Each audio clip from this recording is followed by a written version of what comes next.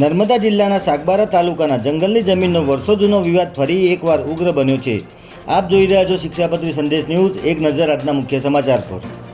નર્મદા જિલ્લાના સાગબારા તાલુકામાં જંગલની જમીનનો મુદ્દો ફરી એકવાર ગરમાયો છે, જેમાં સાગબારાના ખોપી અને હલગામ પાડી ગામના આદિવાસી ખેડૂતો અને વન વિભાગ વચ્ચે જંગલની જમીન પર ખેડાણ કરવા બાબતે મોટો વિવાદ સર્જાયો છે। ત્યારે સાંસદના આહવાન બાદ ખેડાણ કરવા પહોંચેલા ખેડૂતોને પોલીસે અટકાવતા માહોલ તંગ બન્યો હતો। નર્મદા જિલ્લાના સાગબારા તાલુકાના અંતરિયાળ વિસ્તારોમાં જંગલની જમીનનો વિવાદ શાંત થવાનું નામ નથી લઈ રહ્યો, જેમાં આદિવાસી ગ્રામજનોનો સ્પષ્ટ દાવો છે કે તેઓ અહીં પેઢીઓથી અને વર્ષોથી ખેતી કરવા આવ્યા છે અને આ જમીન પર તેમનો વન અધિકાર છે, પરંતુ વન વિભાગ દ્વારા તેમને આ જમીન પર ખેતી કરવા અટકાવી રહ્યું છે, જેને લઈને છેલ્લા ઘણા સમયથી બંને પક્ષો વચ્ચે ગજગ્રહ ચાલી રહ્યો છે।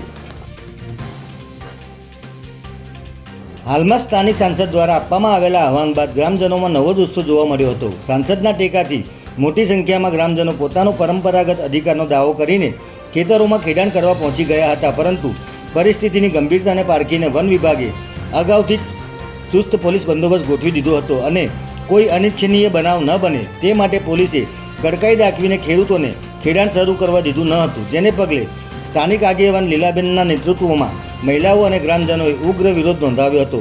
આ મામલે એક તરફ વન વિભાગ કાયદાના અમલની વાત કરી રહ્યું છે, જ્યારે બીજી તરફ આદિવાસી ખેડૂતો પોતાના પરંપરાગત વન અધિકારની માંગ પર અડગ છે। ત્યારે હવે હાલ લાંબા સમયથી ચાલતા વિવાદનો કાયમી ઉકેલ ક્યારે આવશે તેના પર સૌની નજર મંડાઈ છે।